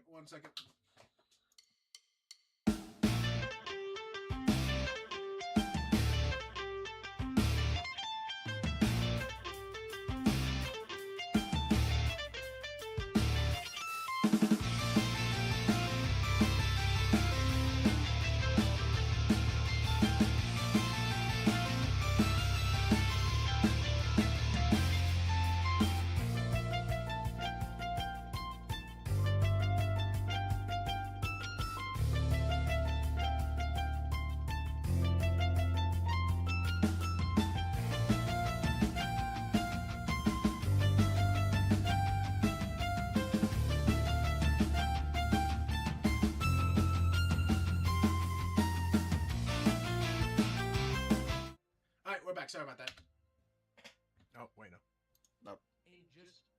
Did I fuck that up at all? No, I don't think so. I think it was good. God damn it. Duelist Heritage and just nuked a player. And in games where... Yes, nuking a player. First off, you're going to complain about fucking Soul Ring and then nuke a player. Shut the fuck up.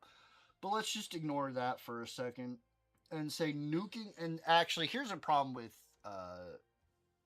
Voltron in general. Voltron and nuking singular players is actually, in my opinion, relatively bad for pod health because let's say you're not going to a commander night at a store. It's you and 3 of your friends at your house. Your schedule's finally lined up. The grace of the gods has permitted you guys to play. You fucking nuke one of your dudes out. And then the pod goes on for another 3 hours with no one else dying. That person has just spent this one time being free to play Commander, and they are stuck sitting there for 2 hours. I'm feeling personally attacked right now. I know what you're thinking of, but no, he deserves it sometimes. I have a lightning deck that literally the whole focus of it is to get lightning out, hit you, bitch slap you. So this way her ability like works. So this way next time you're hit with something, you take double the damage, and then I go in again with lightning because I have extra combat she's sets. literally a 1-turn kill is how we built the deck. And I wanted to test it out so bad, so I tested against our friend who plays Magic with us, and I killed him like I think what was it, turn 3? 5. It was turn 5, and he just kind of stared at me. He was like, and then we made him go pick up the pizzas. That's right.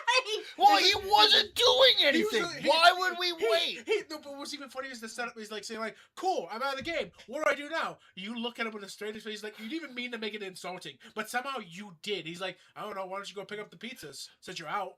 And I'm like, I just stare at you like, "Oh my god, that sounded so mean." And he's like, "Fuck it, all right," and he leaves. I'm like, "Dude," he's like, I didn't even mean to sound like an asshole like that. It just came out." But if you're not, you're literally unable to continue. We would have to pause the pod for anyone else to go pick it up. I'm agreeing with you. I'm just saying, in that moment, you sounded like an asshole. Well, I am an asshole. True. Just compounded. Ramping, not playing any actual threats or removal for your stuff. An aggro deck like this can really punish players. Yes, in this specific example, you're sure. giving. And again, right, you got to your turn 4. Now, if you went first, you're right. Very few people are gonna fucking have an answer for that. But most players on their turn 4 are gonna have played at least one creature by now. And yes, you made yours unblockable. Oh wait, no, hold on. So I need to have played a weaker creature, right? Yeah. And then you're forcing me to lose that or 30 life. Well, actually, it's a lot of fucking life. It's like 32 life or some shit like that. Mm-hmm. Math. Anyway, it just... And again, we're talking about a one specific situation. Sometimes that happens, right? The Kalia player might fucking bring in the Master Cruelties when you didn't have anything. And you're right. The Kalia player could fucking do that regardless. But you know what the Kalia player can do with that too? They can do it a fucking goddamn turn sooner if they play a fucking 2-drop Mana Roc on turn 2. Again, that's why I understand why people like to use anecdotal evidence, especially from their own personal experiences. But they have to realize when putting this in the presentation of a video to a viewer, you're telling them, look how well I did by using this strategy of my massive amount of lands over Mana Rocs. I'm like, cool, that worked for you in this instance. How often does that work? What is the average? What? Just because you drew into that fucking Mana Roc does not mean you have to play it. You don't. You don't have to fucking play it. You can just hold it in your hand if you have a better thing to do with those 2 mana. Yeah. It's a very strange mindset he has. I've cut all the ramp with the intention that this deck is super slow and controlled. And since this deck wants to take its sweet time, that means the likelihood of a... What is your situation with this fucking deck where having at least 2 other creatures to attack with on the turn you play Aurelia? Also, slow control-y deck. I was about to say, like, also, why would you want it to be slow? Wouldn't the whole purpose is to try to get Aurelia out with creatures so you can start netting the cards? Why are you being slow with it? And if you're like, oh, well, I don't really need to worry about that, then why is it this Aurelia? Play the 6-drop one that gives you an extra combat. Beat them to death with commander damage while you fucking control them out. Go over to this tab right next to the one right now. I kind of want to turn down the music a bit more. That's off. Yeah, there you go. Wait, there we go. Why? This is where I'm like, all right. So you can play. Why is it this commander? When you could play if you're not focusing on this strategy, why would you play this commander? Maybe you're like, but I'm using my creatures for removal and stuff. And I'm like, oh, okay. Well, what happens if I go with my accelerated mana turn 4 board wipe, right? And I have killed Aurelia. Now you have to wait till your 7th turn to play her again. Or just like literally accelerated mana, you can use a stronger removal spell to get rid of you. Well, that was kind of my point, was to accelerate and do like a 5-drop board wipe on turn 4 or something. Yeah. Big destroy all effects like Farewell, which is in the list, being cast goes up a lot. And in the long run, this deck just has more mana and more Boros list like this put out more power in the late game. In my Sig deck, I used card draw from Sig. Okay, but see, here's a novel concept. If you run card draw based permanents and you run less lands, you know what you don't need to do? You don't need to spend 6 fucking mana to draw a single card! Oh, Jesus. Did he make it? I didn't even read that card. I was like, oh, yeah, I use that card sometimes. I didn't even look at this one. Archer was... Yeah, and Minas Tirith requires a board state. You need to at least have 2 creatures to do that. Yeah. So if a board wipe just happened, you're not drawing with either of these. You're just drawing lands! Why? You can use War Room. Why are you using this card? Well, this was the OG War Room. I won't lie. This card was actually one of the few sources of draw Boros had. He may just be keeping it in for that reason. But my point being, the argument is so fucking bad. And again, what are you doing with this extra card draw if you're just hitting more fucking lands?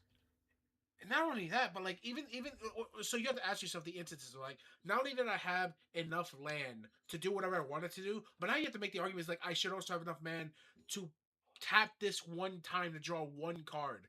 Like, what is there in instances where you have so much mana? Like, what turn are you on right now that you have whatever you're doing initially with the mana, and then enough to pay for this one? Or are you just using this card's ability? This is why I think this is a bracket 2 player through and through. I'm agreeing with you. That's insane to me. Has more mana and more utility. And again, nothing wrong with bracket 2. You're just holding yourself back, in my opinion. The problem with me is how he's presenting the actual argument. Is that he's presenting as though this is something like people should really start like. Yeah, he's presenting this like this is how you upgrade yourself. No, this is how you downgrade yourself. This is how you stagnate yourself. How you hurt yourself. Congratulations, Trinket Mage just hit himself in confusion. In the mana base, which really helps a Boros list like this put out more power in the late game. Not if you're only drawing lands. Sig deck, I used card draw from Sig to always have lands in hand and keep playing my land drop every turn. Okay. Having played Yuriko, where I am putting a fuck ton of cards into my hand, you are going to have the land drop even if you don't fucking run 40 lands. Yeah. Because having tons of card draw will eventually get you those land drops. I don't know who the fuck needs to hear it, but it's a thing. You will not struggle if you have a shitload of card draw. Well, depending on how you build your deck, you might struggle a little bit. But the point being, if you are already drawing lots of cards, odds are you are not missing your land drop. But in my video about this list, someone actually commented saying, wouldn't ramp be better for Sig? Why? Ramp isn't necessarily better for Sig. It's a 2-drop goddamn commander. Like, no. You can't play multiple land drops a turn in these colors, but mana Rocs essentially allow you to get multiple land drops by having multiple mana sources come into play. And then with that acceleration, you can cast more spells. I swear to God, if his argument here is going to be, oh yeah, but when I get board wiped, I'm hurting and now I can't recover. That's just bad deck building. Build a deck that can recover. Run recursion. That was in kind of like my stem from the beginning of the actual argument when he was presenting. I'm like, so you just don't run anything, any forms of recursion, any forms of protection, any forms of anything to like actually like. I don't really have too many ways of recovering my mana rocks in about half of my decks. But I'm saying it doesn't seem like he's making an even argument or even trying to present an argument to the contrary. We're like, hey, this is what I do, but here's some setup where, like, if this situation happens, you can, like, run something. Like, he's not giving a counter argument to his own argument. So this way it gives it, like, a nice, like, balanced. Oh, yeah. Draws a lot of cards, so you could then utilize that mana really well. And I think they're correct, actually. Sig probably would have benefited from some mana Rocs. Maybe. Yes, some mana Rocs, not a shitload. And I don't, depending on the deck list, I probably wouldn't have done Gilded Lotus. I probably would have done the low drop mana Rocs. So when I'm hitting 3 or 4 of them, I can put them out of my hand and essentially get myself out. I really want to look at his decks after this because I need to know the question of, like, does he honestly run like 40 to 42 cards in every EDH deck he's got? This deck could have benefited from some of the big ramp spells. Also, this deck doesn't need to play Sig on turn 2 anyway for it to function. So taking turn 2 off to play a mana Roc also doesn't really hurt the deck's strategy. So I think this deck might have been worsened by not having ramp. In my Heliod deck, I kept some of the big rocks which produce a Creature other creature lot you of have mana. freaking vigilance. Since my deck is looking to dump mana into mana outlets like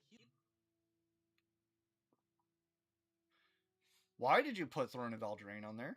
Throne of Eldraine can't be used to activate Heliod. Choose add 4 mana of chosen color. Spend this only mana on mode.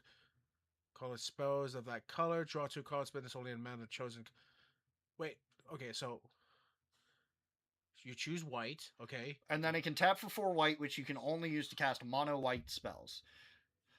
To cast mono white spells, not activate abilities. And then you can pay 3 and tap it to draw 2 cards, but you can only activate that ability by using white mana. Yeah. At no point does Throne of Eldraine help you activate Heliod. Maybe he's misreading the card. I'm sure he is. This deck really does want to just have a lot of mana in play, but it's not filled with 2 mana rocks because rushing Heliod out on. Yes, you are not making an argument against 2-drop mana rocks. You're making a calculated choice for why a larger mana rock is better over a lower mana rock in this instance. That does not invalidate the validity of running 2-drop mana rocks. This is again my argument and why I'm having a problem with his examples, because since they are geared towards his own decks, he has a small bias in how they are run. Not only that, but literally the idea of like, dude, you have to understand these are specific examples, specifically catering to what you have built them to do. Make an argument for why didn't you choose a legendary creature, right? A random legendary creature, and then try making an argument stemming from that. Because I'm sure there are examples, like you've stated, there are going to be some commander decks you don't want to have a lot of mana rocks in, or even like anything else but Soul Ring. But then again, he's not really offering a counter argument against his own. He's just literally providing, this is the example. Okay, but that's your deck. That's your deck. Turn 3. She functionally does nothing. Mana rocks and ramp are a near ubiquitous. Well, actually, playing Heliod on turn 3 would then allow you to activate his ability on turn 4, so it does do something. So, fuck you! But I understand that's not your goal of your deck. And Lightning and ramp are a near ubiquitous part of casual EDH deck building. I feel like the 10 pieces of ramp rule has been a thing in Commander since, well, at least 2012-ish. No, you are absolutely the highest motherfucker if you think that shit. No one in the world was like, you should run 10 pieces of your ramp in your commander deck, because not everyone was playing commander at that time. It was honestly a growing format at that time. Couple years later, maybe. 2012, you are out of your fucking mind. Yeah, I think the first time I ever heard the 10-10-10 strategy was I've never heard the 10-10 strategy. I can just look at that and tell you it's wrong. Well, again, the 10-10 strategy came from first time I started was Command Zone. And I started watching their videos in like 20... I watched one of their videos about how to build a deck, and the first words out of their mouth were, well, I'm paraphrasing here, and I'm being really harsh about it, but it was, go spend $100 on your land base. It wasn't that, but they were literally like running the shucks and the fetches, and I was like... And this is back when they only had, like 2-3 printings, and the fetches only had 2 printings at most. And I was like, what? That's your first opening suggestion? Is go spend $100 on lands? I've been wanting to actually watch some of the Command Zone videos for you, because I literally, like, again, I watched the Command Zone. I like the Command Zone. I know you have this, like, I forget how your feelings are on Josh Lee Kwai again on. Because remember, he was one of the people that was part of the actual, like, official, like, people who helped create the rules. Yeah, and then they made the decision the cards and he decided to leave. Yeah, because they didn't consult with them. Yeah. Or something about that. I barely remember that whole thing. Yeah, no, he basically said, like, we would have told him this was a bad idea, and they opted to not listen to our actual, like, feedback, and just did it anyways. And because, like, he didn't feel respected at all, he just said, fuck, I'm leaving. Which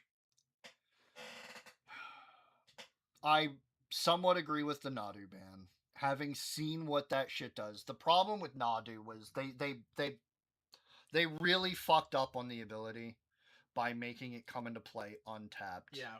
It might have been more bearable if it was coming to play tapped. But it was literally like, all right, I'm gonna draw into Here, this put it on removal screen real spell. quick. Nadu. Yeah, just so people can actually have an understanding of what Nadu is. See, that's the problem with reading Nadu. Reading Nadu does not explain the problems of Nadu. I know, but just so this way people have an idea. So it would literally be, you literally drew me into my answer. Or, by targeting my thing, you literally got me the mana to counter your spell. Like, that was how it happened 90% of the time. And it was like, great. I by trying to remove your thing, not only did I not get to do that, but I have net you resources. Yeah. And again, I understand why they went along. My problem still to this day is Judolis. That is the Yes, that was a terrible decision. And again, I can hear people, fast mana, blah, blah, blah. And there was kind of this priceless barrier to it because you literally couldn't have one if you weren't shelling out $60 to $50 for it. But playing your commander is literally, I would say, 35% of the fun, if not more, to playing the format commander. Yeah. Having your commander out is usually, something I want to do. Yeah. You enjoy having your commander out, right? That's why there is this stigma against removing commanders, right? It's fun to have your commander out. I don't want to remove yours to prevent you from having that fun. You don't want to remove mine from having that fun. There is that argument for it. I think that's a bad argument. Removing a card so someone can't, banning a card so somebody can't play their commander sooner is fucking stupid. Because that's all that card said is, I get to play my commander and only my commander sooner. And it's not like you can basically like choose the color. It's literally you choose one color. Yeah, so, I mean, it accelerated. Literally, this was the day they banned it, or the day it was released or announced or whatever. I literally looked up. I was like, all right, how many creatures does this actually accelerate to a turn 2 commander? Yeah. Or a turn 1 commander? And the number was very, very large. It was some shit like, I think it was like 1,500 commanders. Mm-hmm. We're just like, yep, we're going to be playable now on turn 1. Yeah. And I was like, God damn. But you know what? Most of those commanders weren't being played. They were okay commanders. Like, nowadays, this did be a little bit different. Turn 1 Valgavoth, bit of a different fucking story. Yeah. But not enough that I think Jewel Lotus should have been banned. But we got off topic on that one. First got into it, every deck needed ramp, apparently. But I think this is just wrong. The requirements for every list are not the same. Some decks need more ramp. Right. Almost like some decks need ramp, making them not a scam, you fuck. Again, anytime I see a title like that, I always attribute it to like, well, it does better in the algorithm because Amelia, of course, I know it's a controversial, make people click on blah blah blah, but fuck you. I agree, fuck you. And the problem is your first half of the video is why these are unplayable, to then be like, oh well, actually they're playable if you play them correctly, and it's like, no shit, right? Card draw is bad until you play card draw. That's why I always find his videos completely redundant and like how he explains things. Because again, it's just. Did you know if you play card draw, you might have to discard cards because you're over your hand size? But if you're playing enough spells, then you don't have to do that. Oh, suddenly, card draw's not so bad. That was the argument he just made. Less ramp is not a one-size-fits-all, for sure. Wow, that was like a whole 2 seconds of him explaining before you hit deposit. Don't just play 10 random mana rocks because you saw it in a guide once.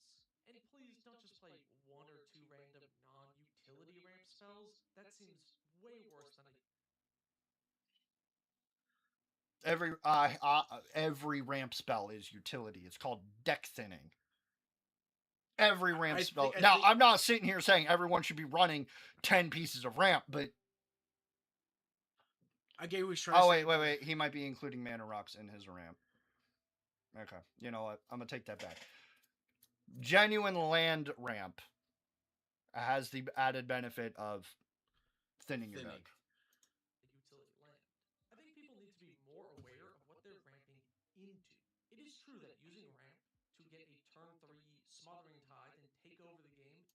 See, this is actually a really bad argument for this.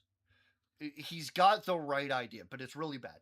You should not be ramping, hoping to hit a specific 1 in the 99 a turn earlier. You should be ramping to play your curve earlier.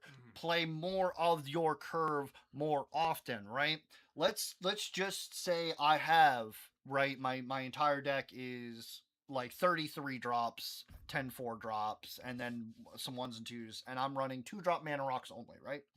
This still means when I hit turn 5, I'm playing 2 3-drops earlier. Yeah. It's happening earlier. Or maybe I've gone, okay, turn 3, 2-drop mana rock, turn 4, another 2-drop mana rock into a 3-drop, right? There are ways that this gets accelerated and is still playable. Powerful, and a good way to win if that is specifically what you're looking for. But is that specifically what you're looking for? Are you ramping into things that are so powerful that you justify playing the ramp? Are you looking for... Sometimes you don't win by playing one powerful card, you just win by playing multiple value cards. It doesn't have to be this card wins me the game. It can be these 3 cards help me get to a point where I am guaranteed to win the game. Yeah. To win in that way. If you're looking to play your synergy pieces and play a slower, longer, casual game, why waste time on ramp? Because you can then play more removal earlier, or you can play those bigger stuff earlier. You accelerate your win clock. That's why you do it. Accelerate? What's that? I like to play one land per turn like God intended. Do your thing earlier.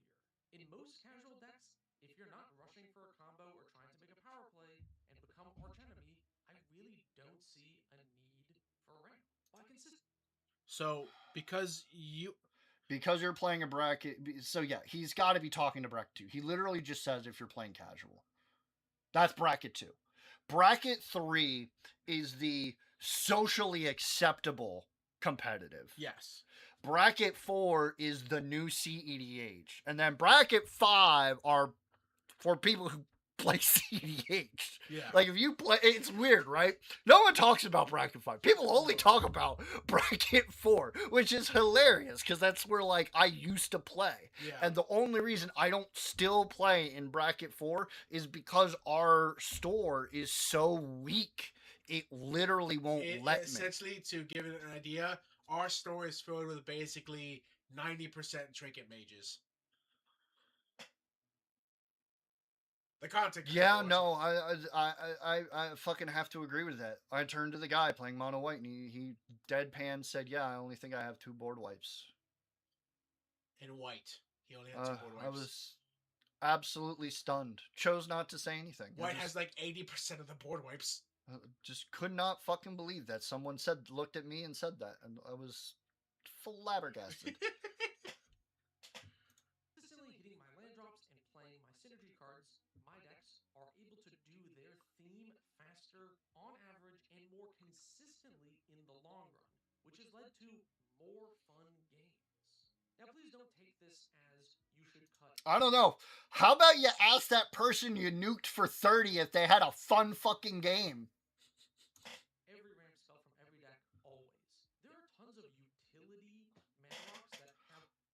If you are desperate Oh my enough, god, he brought this card up again! If you are desperate enough that you have to pay 7 and basically sack some mana for a removal spell, you have done fucked up.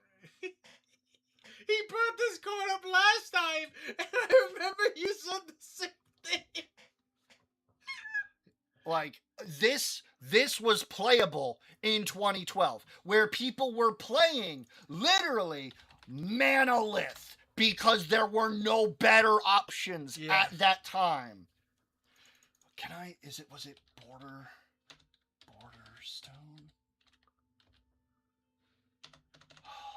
Which card are you thinking about?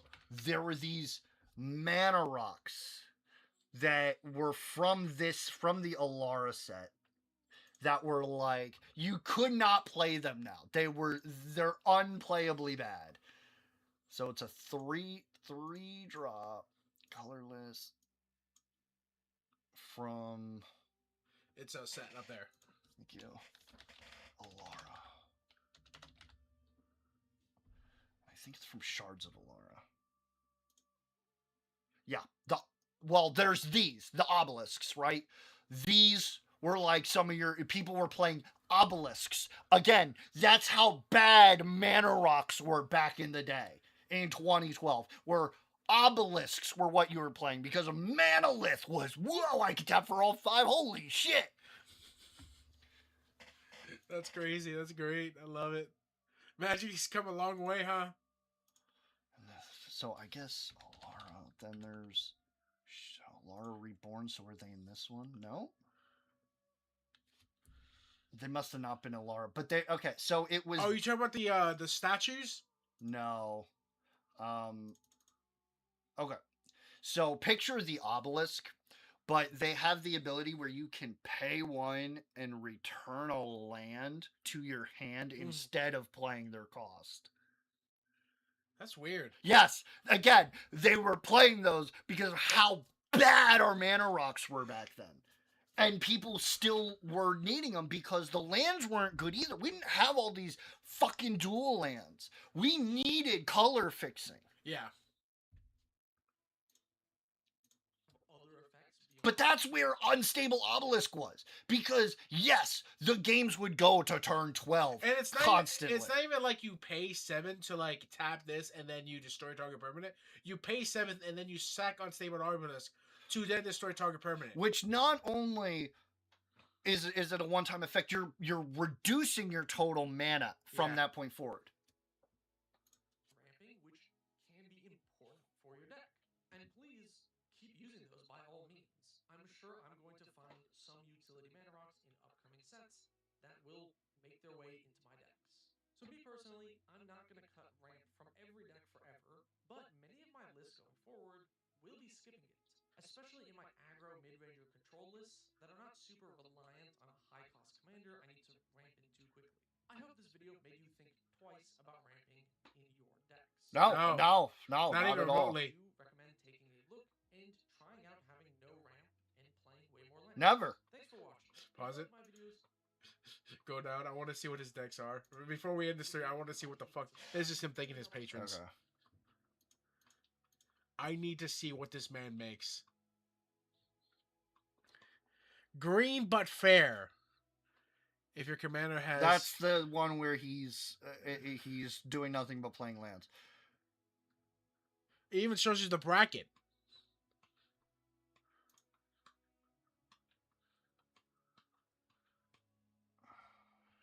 Land base 32.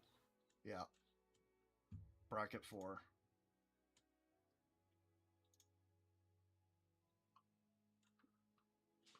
Says I quit you. 39, which is high, but it's a little bit more understandable here because this actually doesn't reduce his land drop when he's drawing it for turn. So here it's actually viable. But you know what? That's sure shit less than 42.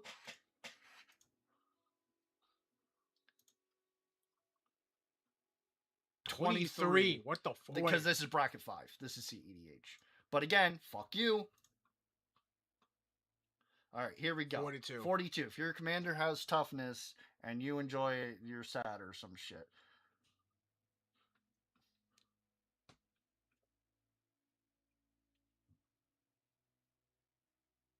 And he's still got 7 pieces of ramp. Wait, Savine's isn't ramp though, unless you're specifically returning lands. But even then, and why would you?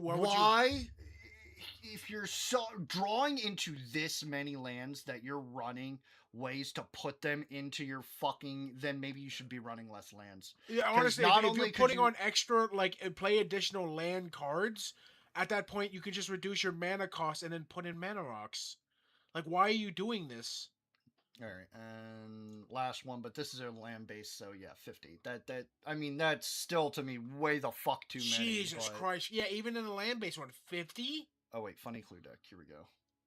38. 38. in a game where you're in a deck where And I think that his theme reason why is because he's making clues probably, so he wants to have the mana to pay. also isn't this a game changer? Yeah, mana drain's a game changer. Yeah, so he's already fucking lying. This is bracket 3. Well, here, double check, go to EDH Rec, and just click on any blue commander.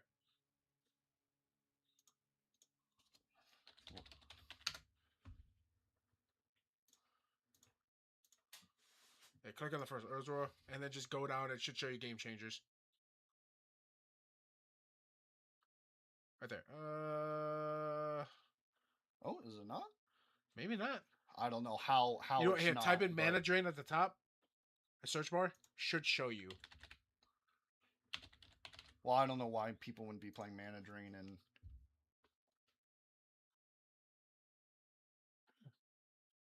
No, I'm not seeing Wow. Okay. it. Mana drain is not a game changer. That's crazy. Is because it's a restriction. It just isn't. There is no restriction. It's literally strictly better counterspell. Yeah, I don't know then. And literally changes the game. Because if you draw it, like getting this in its own right is as he put ramp, right? He's gonna counter say a 3-drop. Boom, he's got 6 mana on turn 3. Yeah.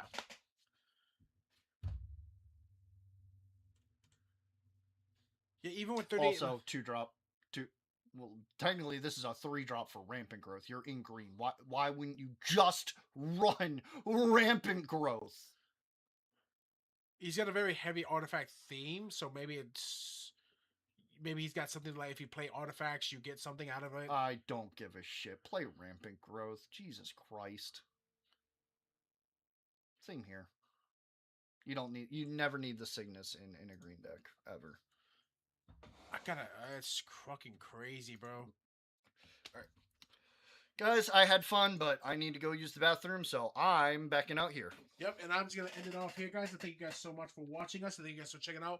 If you guys like this type of content, again, like, subscribe, and tell us. Let us know. I got plenty of other videos to show my buddy. Again, this is what to be expected from us, and like talking about Magic the Gathering. He is extremely knowledgeable. I like to think I'm at least somewhat knowledgeable. It's like a second grader in a high school. I think that's a great example. It's like an elementary school kid talking to his like older brother, be like, "Look, he played the shiny rock." He's like, "Yes, you did, Billy." But anyways, so again, no hate to Trinket Mage. I know we made fun of him a lot. No hate to him, but I am baffled by a lot of the decisions he decided to make for his decks.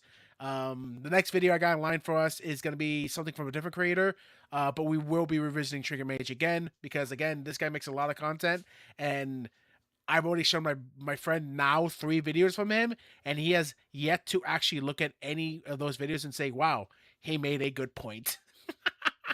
Anyways, guys, thank you guys so much. Love y'all. And as always, you guys hear me say it. No matter where you guys are on the ward, no matter what time it is for you guys in the ward, I hope you guys have a good morning, a great afternoon, a beautiful evening, and a blessed night. Stay safe, everybody. Love y'all. Bye.